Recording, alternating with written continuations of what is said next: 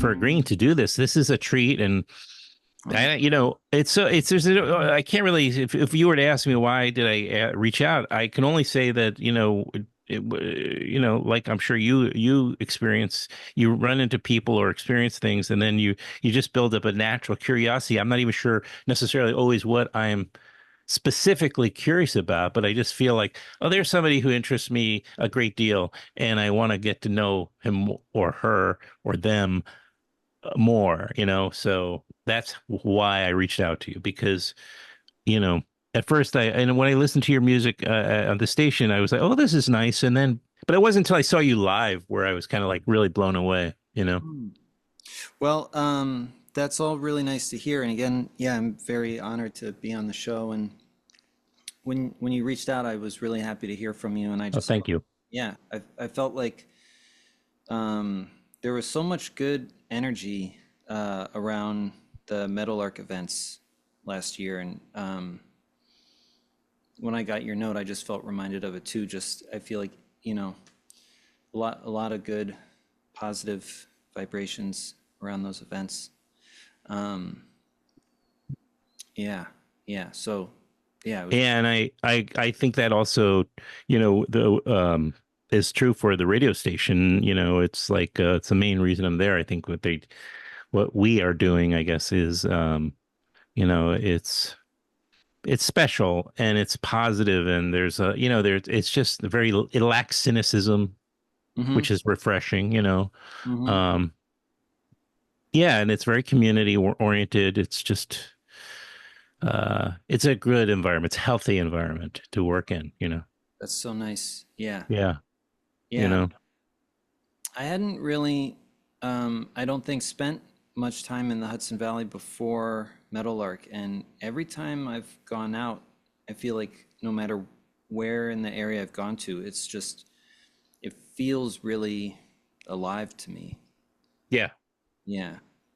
yeah, there, yeah, I think so. I think people there, it's like one of those just centers of creativity and music where people really really enjoy it. And you Mhm. know and Meadowlark is a great example. I hope it thrives. Yeah, me too. Yeah. Um, those guys are doing something pretty ambitious, you know. Yeah, I'm all for it. I hope there's a Meadowlark 2025 and on. And I hope you go to it, or perform there. I think you're maybe the only one who played in the last two. Um, I could be wrong. well, let's see. So there have been, I think there was an invite only one and then Right. two after. And Right. Right.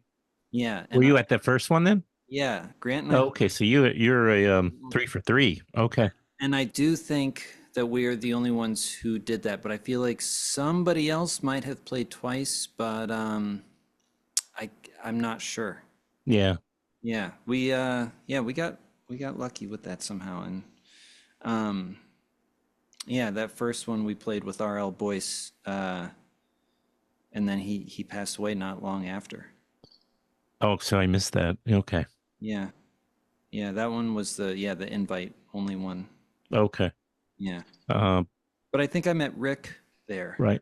from the station Oh, here. that's very possible. I don't know. Yeah. I'm not sure where I was. Yeah, I don't know. I'm not sure, but um I'm glad now to be. I'm gonna keep going even if whatever, even if we're not. if they're not advertising with us, I'll stat doesn't matter. I'll keep going, Mm, you know. mm. So let's take a little bit of look back because I'm very curious as to your origin story as a musician, certainly, uh and specifically the type of blues that you play. And so when you grew up in the Boston area, am I to assume? Like in Well, a I grew up in Northern Virginia, actually. Oh, okay. Yeah, but I lived in Boston for about 24 years Oh, that's a while. in and around town. Um, but yeah, I grew up in Northern Virginia, and Relatively close to DC or something, or yeah, yeah. uh-huh. Both my parents worked in DC when I was young. Okay. Yeah, um, yeah. My mom was a secretary in the White House for a while, and Get out of here. Wow. yeah, Did she ever take you to work? On take your sometimes. children to work? Yeah, there's a couple pictures of you know me as an infant with Reagan.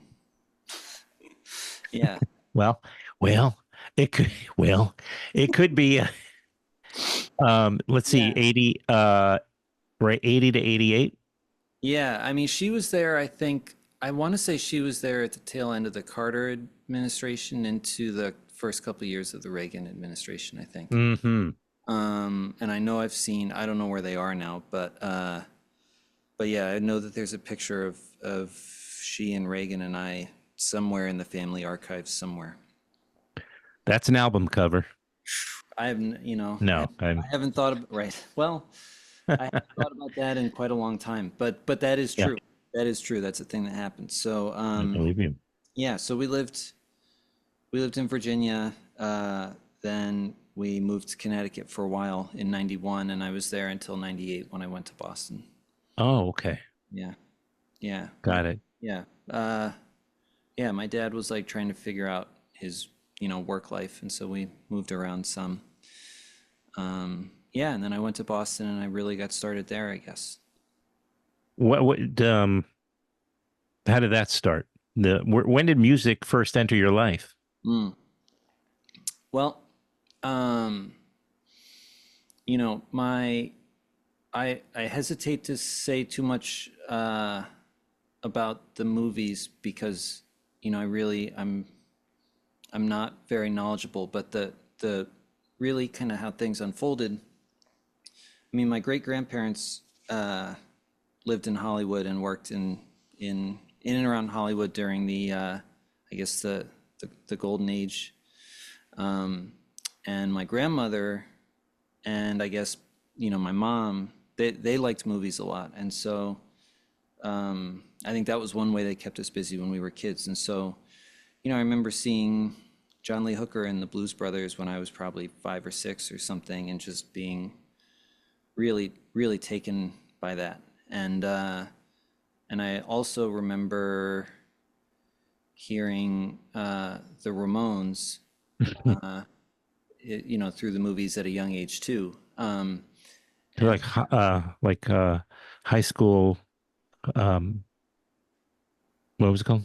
well, there's Rock and Roll High School. Rock and Roll High School is what I was thinking. Yeah, but my parents were big, Saturday Night Live fans, I guess, which is Yeah. probably how I saw the Blues Brothers, and then uh, the first Vacation movie, which is where I first heard the Ramones. There's a little clip when they take the family truckster out of Chicago and the Ramones are playing, and Hmm. so those are actually the two my first memories of falling in love with music is Hmm. being in the movies. Hmm. Uh, Wow. yeah, and then but and I think back on that not only because those are really some of the earliest memories that I have of being struck by music, but also I feel like those two contexts of punk rock and blues have really that's kind of the when I see the arc of my life, it runs through those genres.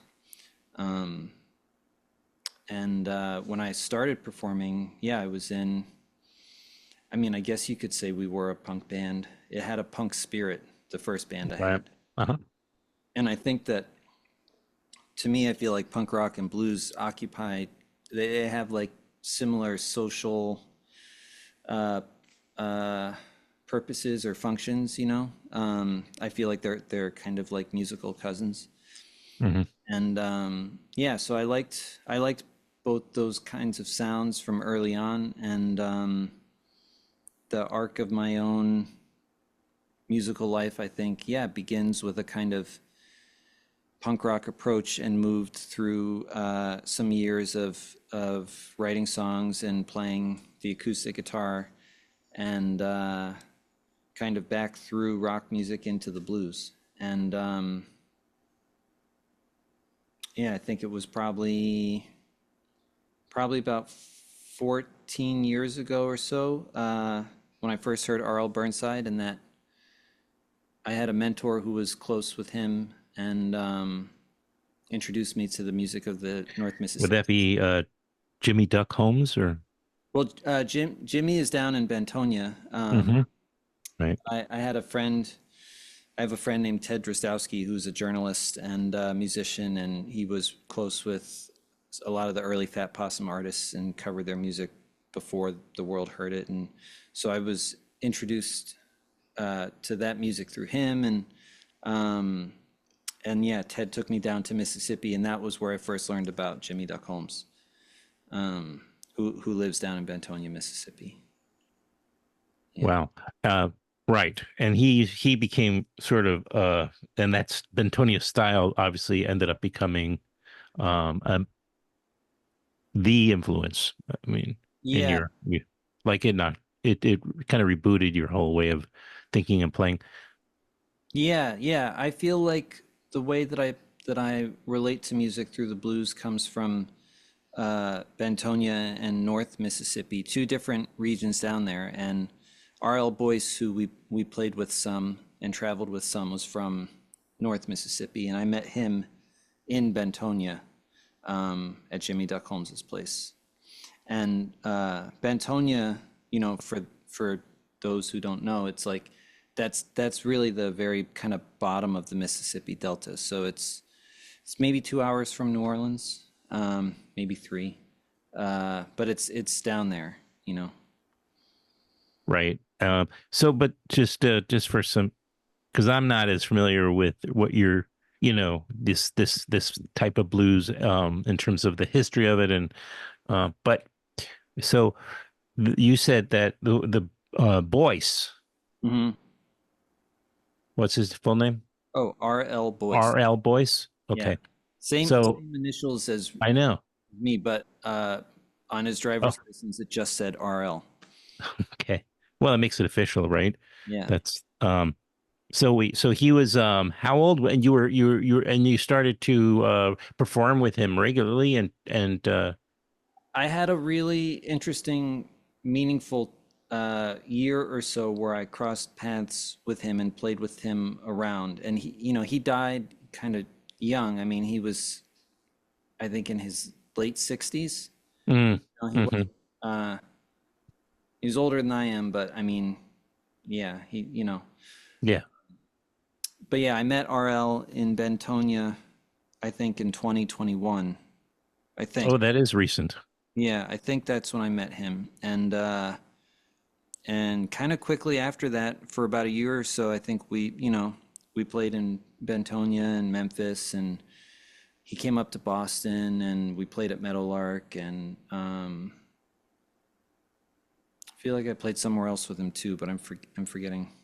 We did And some. he was playing guitar alongside together. You were Yeah, playing off each other essentially. yeah. I mean, I was in a supportive role in that environment.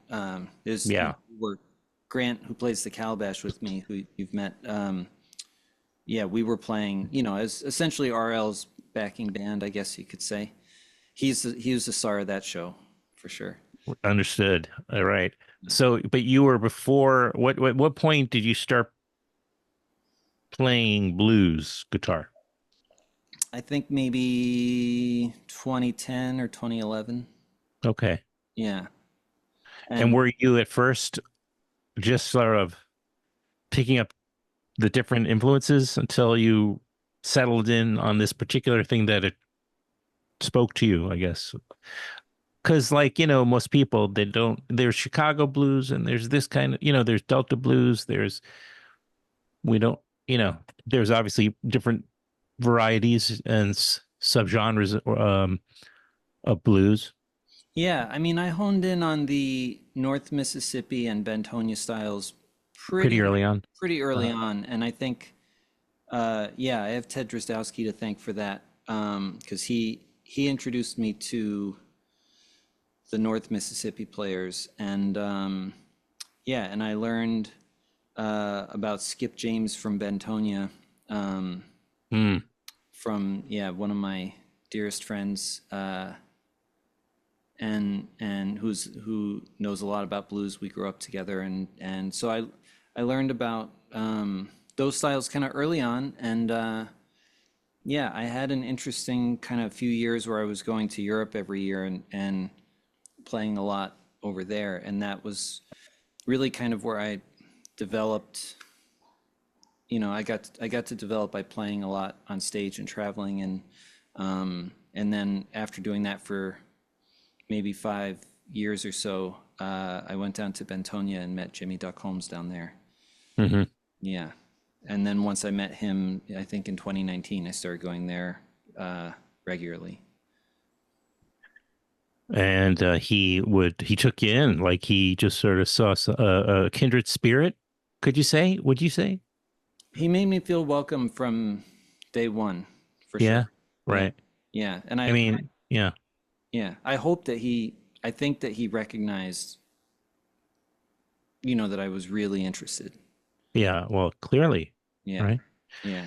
So we can describe Bentonia style. Is that the like when I listen to Winter Hill Blues, what Hmm. your most recent album, which came out a couple of years ago now, but and I hear it, and this is what I became first familiar with your music by from the material off that album, and there was kind of a droning. Clearly, I could hear, especially with what's the your percussionist's name again? You mentioned Oh, it before. Grant Smith. Rand Smith, right? And what you and he's playing an instrument that I'm thinking is an Indian, Well, but I could be complete yeah, the calabash calabash. is a West African. West African. Yeah, but Okay. there is a lot there's a lot of, in a way, Indian classical influence in how I relate to music too. Yeah, Yeah. yeah. I mean, the beauty of all this, and this is something that's really interesting to me. The beauty of it, and we see it in the popular culture, right? With musicians when they get tired of just writing on their guitar by themselves in a room, as they start to explore other rhythms and other influences from world music, and there's always been this kind of tension between, um, right, uh, playing something in a pure way, Hmm. and then also letting the different influences sort of become hybrid. But like washed up, and washed together in a way, and blended, and it becomes something of your own, ultimately, possibly. And I don't know, because it feels like, I don't know enough about. Well, this is why I'd like to have the conversation, because I'm learning from you, Bentonia music and this particular type of blues.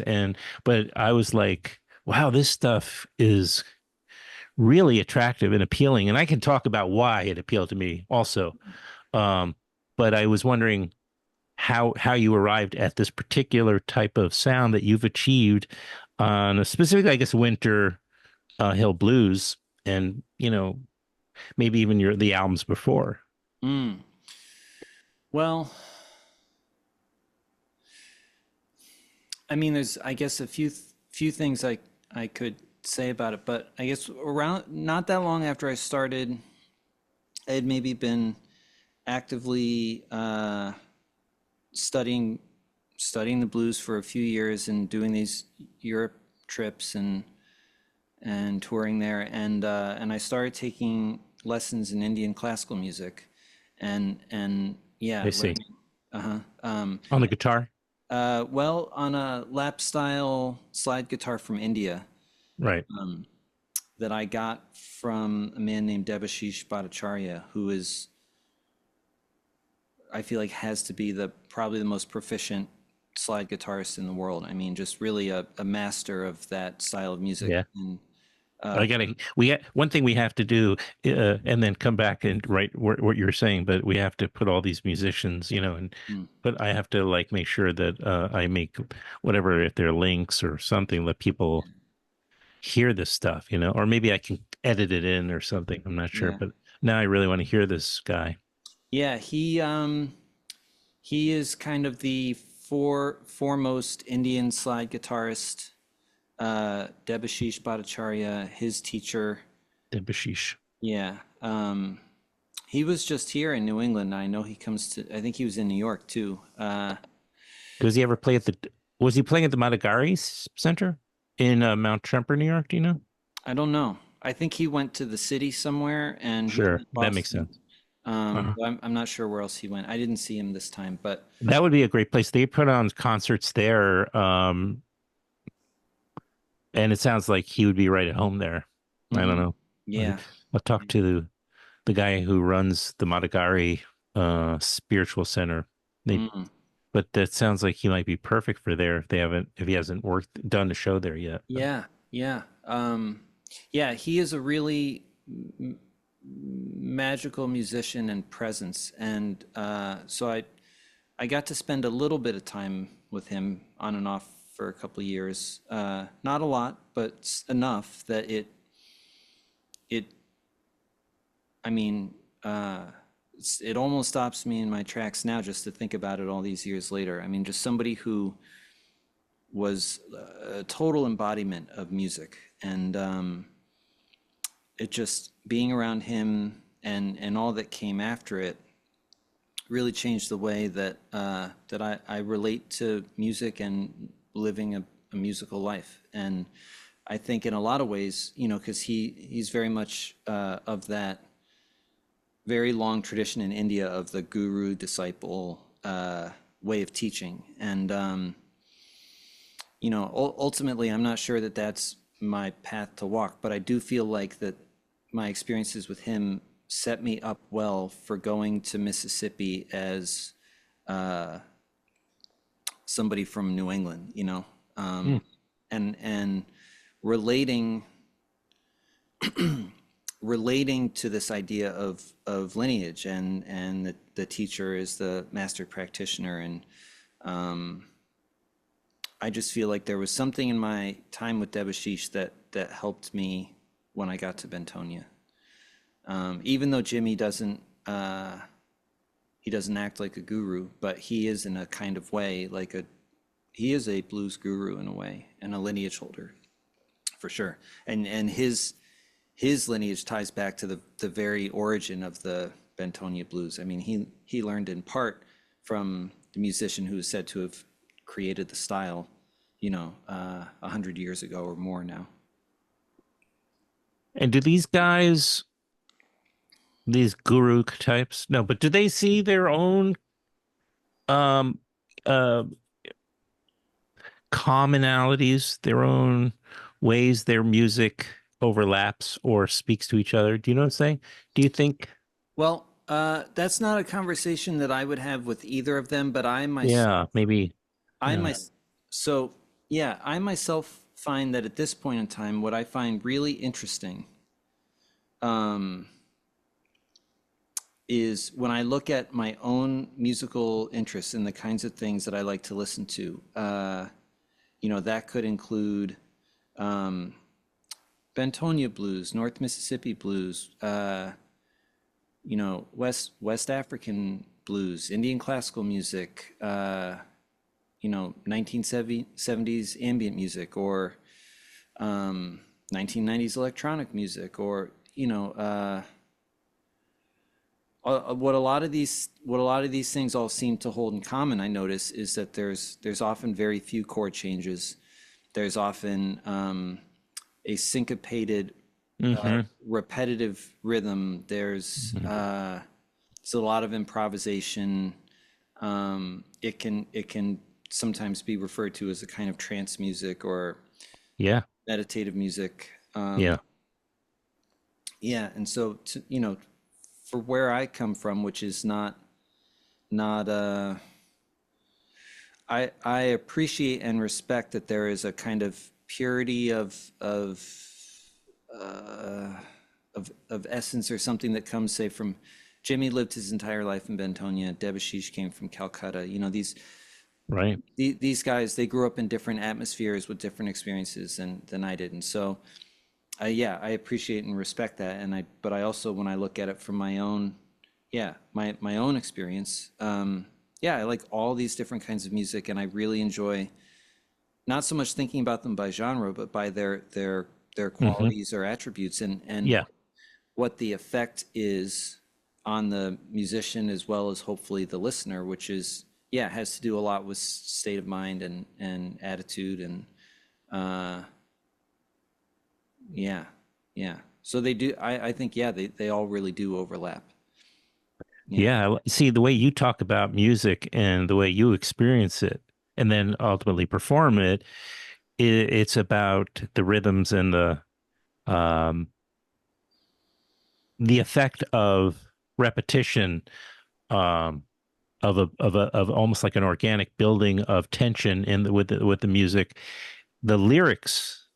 Then this is what at first I was sitting there with my girlfriend, and I'm like, but these lyrics are kind of they're don't be insulted at all because believe me, this is only a compliment to you as a musician, but it's like almost like these lyrics are for somebody, they're almost what's the right word? Um, uh, I'm not going to use the right word to describe them, but they takes almost like they're there to support the Mm, the music. If the lyrics tell too specific a story, almost like this is what I experienced, it might take attention away from what you're trying to achieve musically. mm, They're there in a way to support and they kind of achieve on their own the same thing because they kind of oh boy, I'm doing a really poor job, but in a way because they're let's say simplistic on some level, right? At least mhm, on the surface anyway, that but as you repeat it and as you work it with the music, it does something bigger, I mm. guess, or there's an emotional response to it, you know. Um, and I wish I had some of the lyrics right in front of me, but this is what I experienced from a number of the songs that I heard you Mm. play. Well, So if you tried to be, like a Leonard Cohen, Paul Simon, Joan, like a singer songwriter, you'd be in a completely other space, and the music would be then we'd be back to that what I was trying to explain before, where you're just kind of exploiting, for better for worse, music to do something different with your lyrics. But it works the other way around. Does that make sense? sure. I mean, I could, yeah, there's things I could say in response, I guess. And I like the idea. So the lyrics for me in my own process, and at this moment in time, like today, this week, things I'm thinking about. A lot of the lyrics on some of my previous recordings and on the the record that will come out later this year. Oh, good. Yeah, That's good news. yeah, we recorded two albums in Bentonia last April that I hope will be out, you know, in like 4 to 6 months, I guess. We're working on it now, um, but yeah, the lyrics are like, I think of, I mean, they're not exactly like a mantra, Well, that's nor, what I was trying to say. Yeah. yeah, but that kind of, um, I think about the idea of a mantra or, Hmm. like a haiku, which leaves a lot of space. And so I think, at least for the last few years, a lot of my approach to lyrics, I suppose, involve leaving space, trying, not wanting to disrupt the vibration of the music, and then Hmm. also looking for just little ways to kind of connect dots back to sometimes, blues artists that have inspired me. And what I find is that, in a lot of the musicians who I admire and seek to learn from, in person or on record, you'll hear, fragments of, uh, like verses here and there that, you might think, oh, that person wrote that, but then you hear it on a record that, it's like came 60 years prior, and it's like half of a verse here or half a verse there. And this idea, something that struck me in Mississippi, is, like, so when I was growing up, I guess, uh, listening to the Ramones, but also Bob Dylan, or, eventually Leonard Cohen, who I love, Townes Van Zandt, Paul Simon. I mean, just All these, these great guys, right? yeah, I mean, songwriters who told stories and had very, very individual, specific voices, and their own stories that, being really organized around self-expression. right. Elliott Smith is another one of my favorite What songwriters. great. Yeah. Yeah, and that had to my sensibility. There's that music is beautiful and relatable, and many people have been touched by it in their lives. But it's a kind of an expression of an individual. I perceive it that way anyway. And my experience in Mississippi has given me a perspective, or made me think of this idea as lyrics and songs as being kind of like the knitting of a social fabric. And when you hear Catfish Blues sung by 10 different people, depending on where those people were in time and space, you can feel the interconnectedness of things. And I myself have wanted to participate in a sense of an experience of interconnectedness. And I think because I really, from say like 2004 to 2012 or so, my own writing process was one that was much more connected to influences like Townes and Leonard Cohen and Elliott Smith. And Hmm. I arrived at a place which I think was when I stopped drinking alcohol. Like I wanted to lose myself and my sense of self in traditional music, and to be not so organized around myself all the time. And so my writing style changed a lot, I think. Or, Can't you achieve what people are trying to achieve by drinking alcohol? Can't you achieve that when you're gigging, when you're playing? well, Only even maybe you're kind of leapfrogging over the booze and all the negative effects, but you're getting to a place like some elevated place, mm, of euphoria. I'm thinking I do when I'm listening to you. mm. I mean, it's been long enough now that it's probably hard for me to accurately remember, but I think a lot of my alcohol experiences and probably my last years of drinking were not so elevated. No, it's an idea, not it doesn't usually work so well. Yeah, in practice. Yeah. I'm trying I guess what I should have said is like people are trying to achieve euphoria and they're self-medicating, of course. But I mean, but what you can get with the music is to a euphoric level. Well, certainly for me, I think, so I wouldn't say that I have a daily meditation practice, but I have gone through periods in my life where I have, and I have been close to and surrounded by people with strong meditation practices for a while now, I think. And the way I think about the music I play now with the very few chord changes, is really kind of seeking to have that kind of experience. One that feels to me, uh, yeah, I think when I play, I want to, for myself and others, if I can, evoke some of that quality through music, that feeling uh, that can, one of the feelings that can sometimes arise in a meditation practice. Yeah, chanting, at a certain point, I mean, from the minimal experience I've had, but you're getting to a space which is um very cathartic and very serene and beautiful, and the kind of music you're playing, um I feel that's what you get from the repetition. You Mm. don't have the this is chord, rather, excuse me, a chorus verse. It's not really what you're doing. Yeah, yeah. Uh, I mean, there's most of the time not in there at all.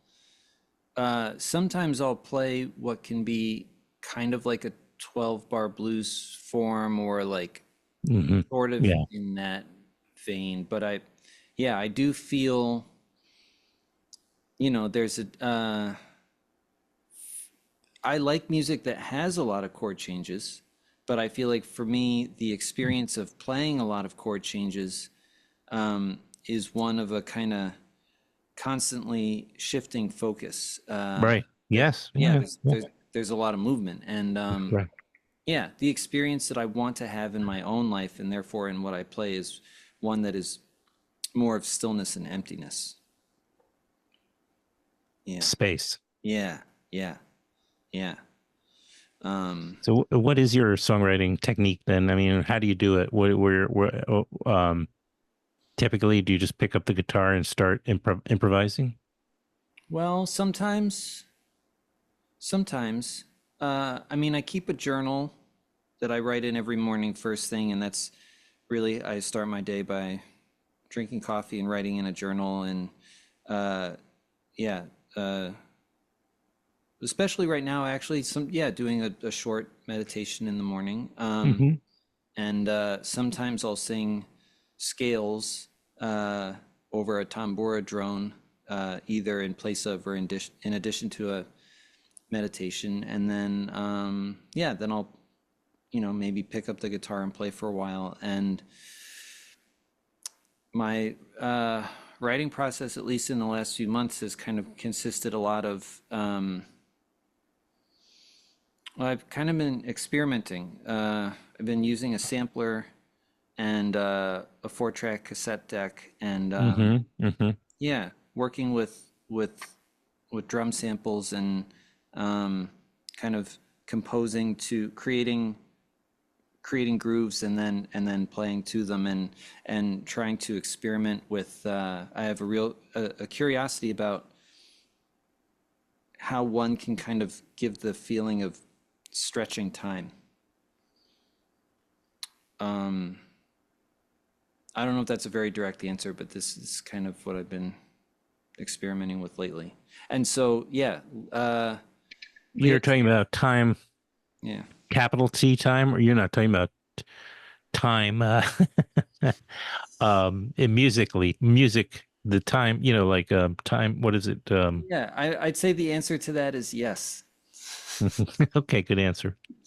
Yeah, yeah. Um,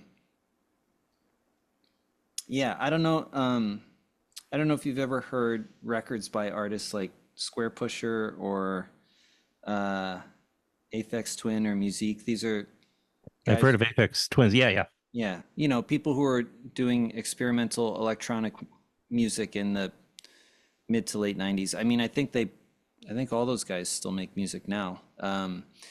But I've been kind of revisiting some of the records that seemed interesting to me when I was, yeah, maybe like 20 years old. And there's a lot of kind of push and pull between, where is the pulse? Where is time? Where's the timing? The drums are manipulated sometimes to feel like they're going twice as fast as everything else, and then they kind of, pull back, and it's all electronically manipulated. And I don't totally understand how they make that music, but I've been trying to sort of recreate it on my own using my own instruments here. And Hmm.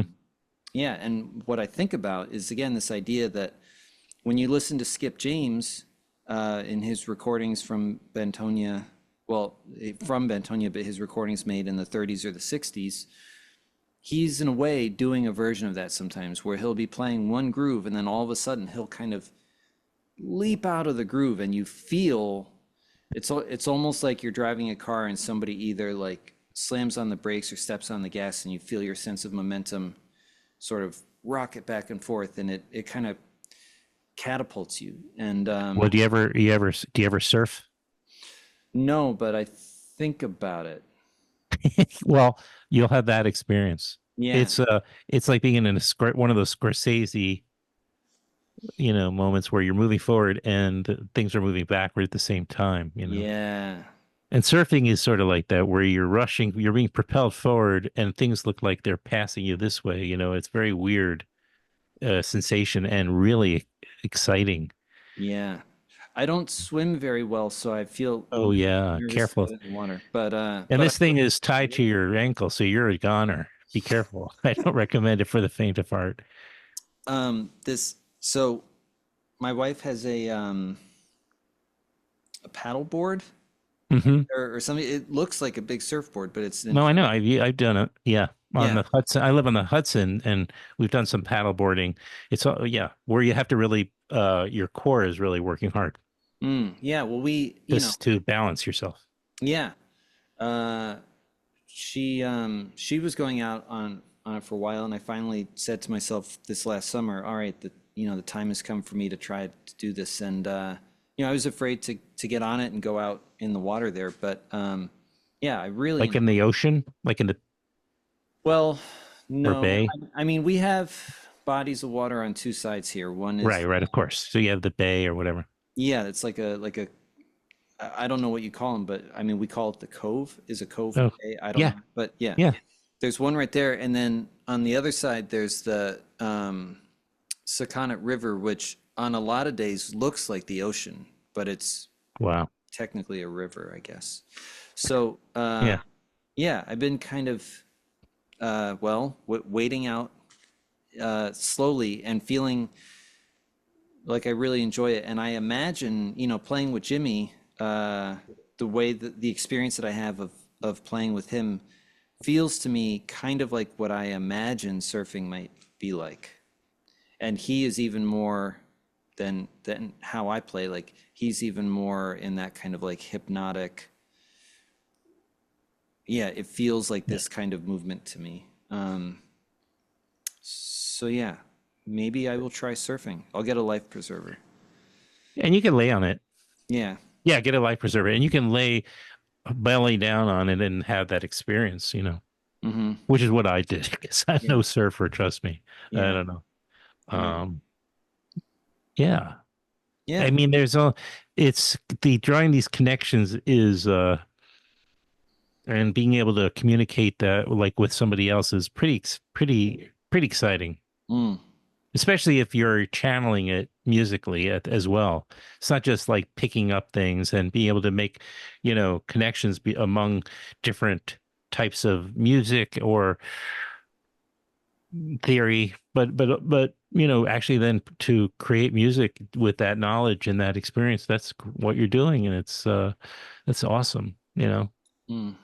Well, yeah, I love that you use the word channel because I think that it is a kind of process of receiving.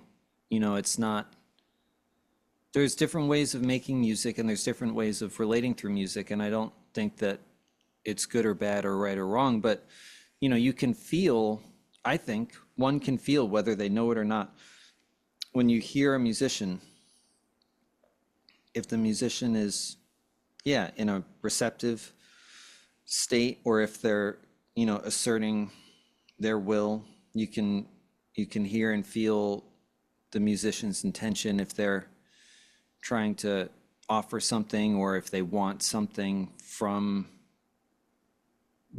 the outside in. I mean, yeah, or if a person is assembling things themselves or being guided by something beyond themselves. What I like to do is if you're amenable to it, is maybe a part two in later in the year when the new music is, you know, and we'll of course get you at the station and all that stuff as well and Oh, great. promote it and get the word out about it. Yeah, I'd love to come back out. You will, yeah. Yeah, You yeah. got to because that's a center of hungry music lovers in the Hudson Valley, you know? Uh, like we were saying at the start of our conversation, I feel like Yeah. everybody I met there, and just being out there just felt really good. Yeah. Yeah. This is a really remarkable area. You know, stayed in New York City a couple of decades too long, Mm, but I'm also really glad that I came exactly when I came. I feel like the timing, even though it felt like I waited forever to make this big change, but it's just exactly right, you know. mm. And I'm just so right in line with exactly what we're talking about in terms of what's going on up here. It's really terrific, and to be part of it, you know, in my way, you know, it's it's very special, you know. How long have you been there for? Well, I moved up here in 2020 Mm-hmm. full time and Yeah. with just, you know, some freelance work and stimulus stimulus money Yeah. and took a big chance, you know, and I'm not like Yeah.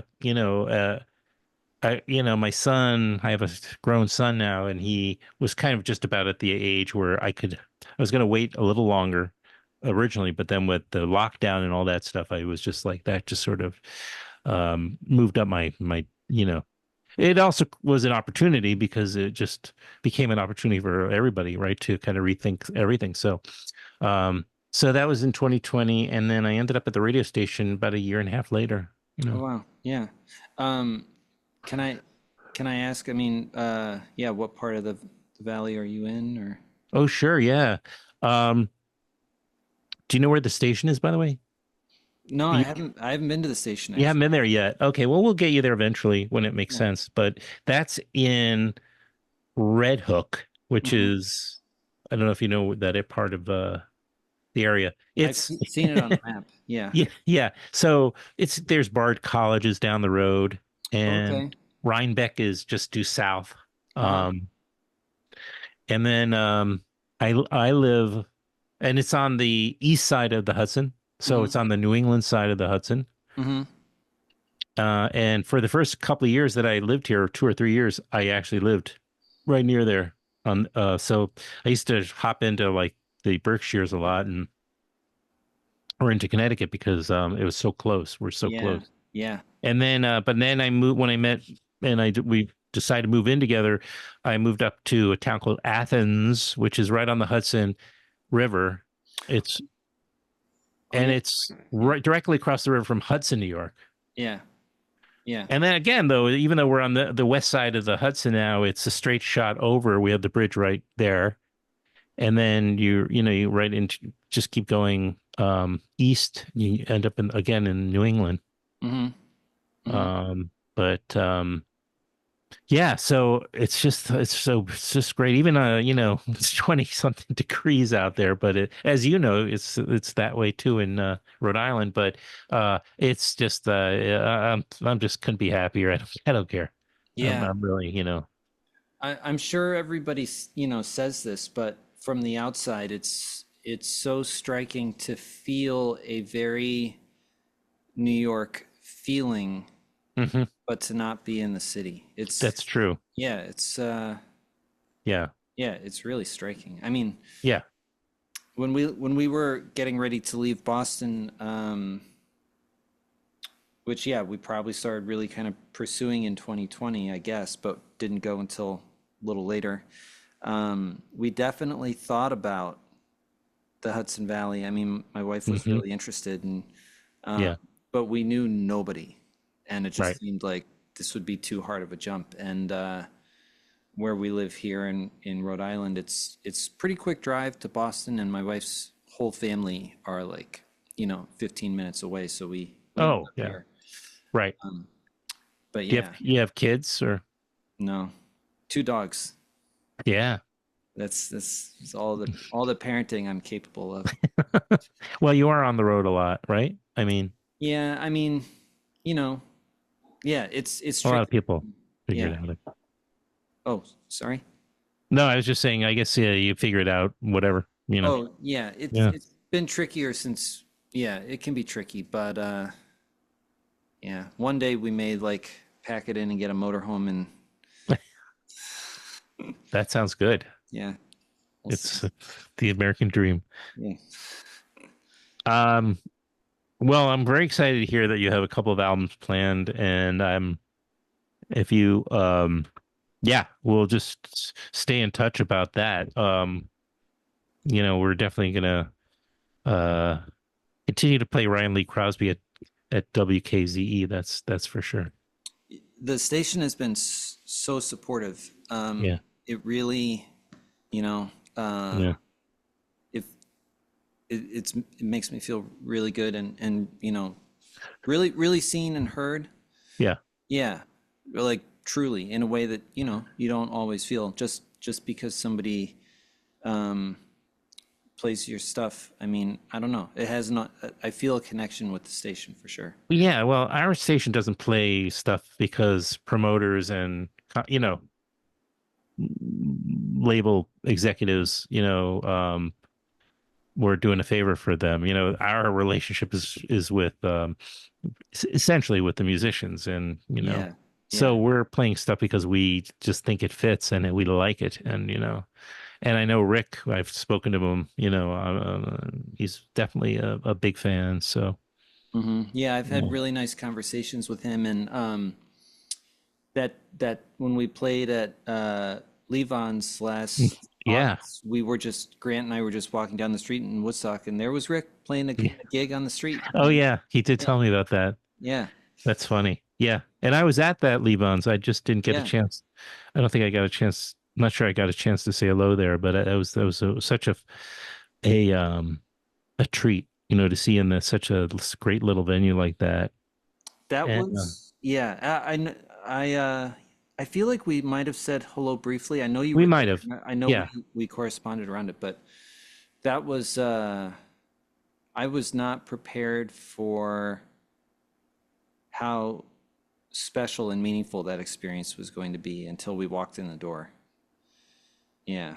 Did you find it a little cold though? It was like they really ramped up that the air conditioning. I have to complain sometimes, so yeah, it's my it's my heritage. No, Yeah. it I was didn't. Yeah. so we had to leave every time like a set was over and like warm up outside.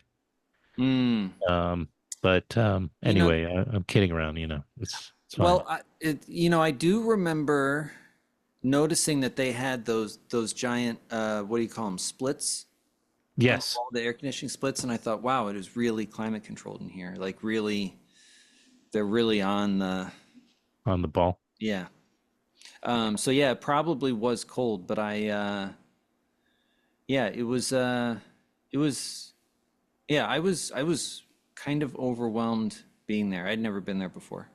So I yeah, the temperature, it could have been any temperature. I'm sorry I brought that up. I was kind of kidding around, but yeah, I distracted from you're trying to say something meaningful, and I'm going to also just let people know anybody might be listening or watching, but I think people, you have you do I think use social media, specifically Instagram, I think, um, in a very positive way. You're obviously a very Zen guy. It comes across and I don't mean that as a minimizing or labeling, but you have a very, you're very thoughtful and intentional about what you say and how you say it, Hmm. and so people should check you out there too.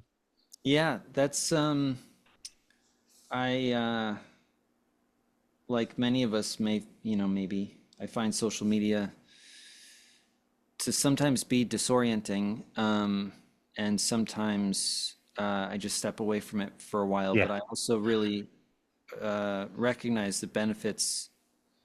Yeah, that's a means to connect with people, and yeah, of all of them, I guess I use Instagram the most.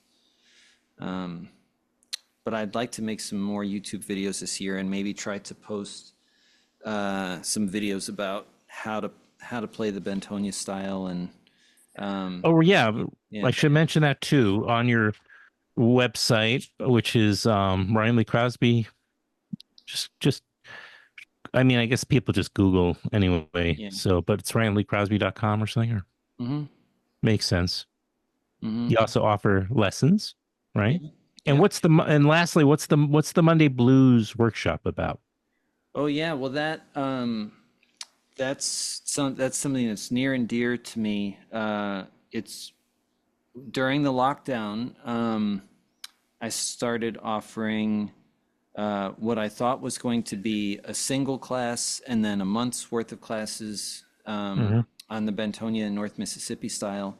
And that group has met every week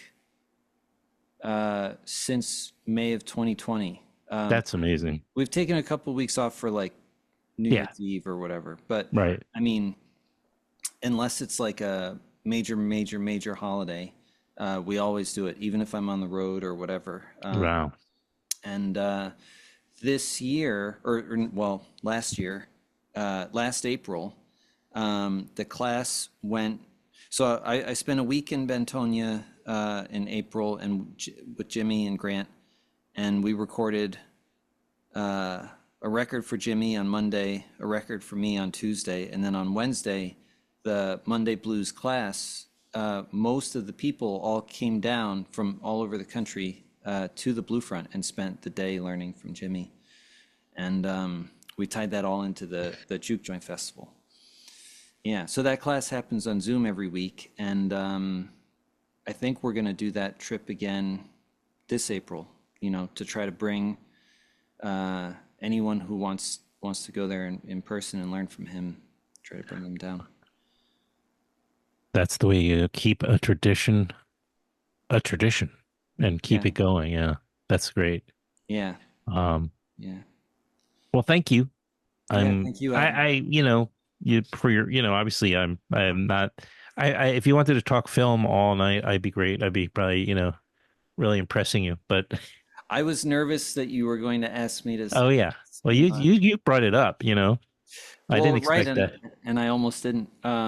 I'm glad you did. And I was like, you know, rock and roll high school, right there with you, that soundtrack. I And showed uh, I showed a clip of that to one of my young students recently, and she was kind of, yeah, blown away uh, by that whole thing and the Ramones and all that. yeah, Yeah, yeah. I mean, I enjoy the movies, but I really know very little about them. well, I'll send you recommendations here and there. Yeah, I love that. Yeah. When I around the time that I started kind of reorganizing my creative life, which included when I was getting into blues, I went through a phase of, yeah, really enjoying, I think, most of the Cassavetes movies. And like, I know I like movies, but I'm not, yeah, I need direction and guidance. Yeah. Well, I do Suggestion. a one with friends up here, and like it's been a few months. We stopped at some point. I don't remember exactly, and then we're picking it up again next week. Mm, And I curate it, and then we just do it in different friends' houses that have a big enough living room for anywhere from like 5 to 8, 9 people, and we'll do dinner typically, and then yeah, we'll watch a movie, and that's a great idea. yeah, no, it's fun. And then when we were on vacation with friends, the friends were in Costa Rica for a month, and they invite us for a week to because they had an extra bedroom in the apartment that they had, Yeah, you know. And and then like it turns out like 3 of the nights, at the end of the day we're just all conked out because you're just whatever. And yeah, so I chose different films from, I have access to whatever, and just it was great. I hadn't seen any of them, and they were all really great. And so you develop an ear, I suppose, like you do for anything, right. you know. But Y- yeah. Could you, before I miss the opportunity, is there anything you suggest I I check out? You mean like new titles? or anything. I mean, like I watched Chinatown a couple months ago and really enjoyed it. You hadn't seen it before? It was my second time seeing it. Okay, yeah. I've seen it like I don't know, 8 or 9 times. I'm guessing, but and I every time I watch it, it's like I just learn more and more about like the what he was doing. Yeah. Um, with it's an amazing film. Oh, well, I can mean, there's a lot. I don't even know where to begin, I know but it's kind of a crazy question, but yeah. if you Well, I think of could get anything. sent. No, I could totally send you a list. One film I was just like recommending to another friend who, because it came up in conversation. But did you ever see Force Majeure? No, I It's mean a I've heard, French. heard the title. Yeah. Do you remember it?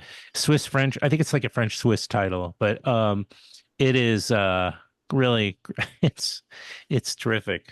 Um, and what did we just watch this week? We watched well, and then my Danish partner's parents were here from Copenhagen the week before, and I had to come up with films because on 2 different nights or something, they also wanted to just see films, and we have a projector and a screen, So I was doing pretty well actually. It's like I've had no bad ones. We watched Steve McQueen, the British director's film Blitz, which I thought was really good.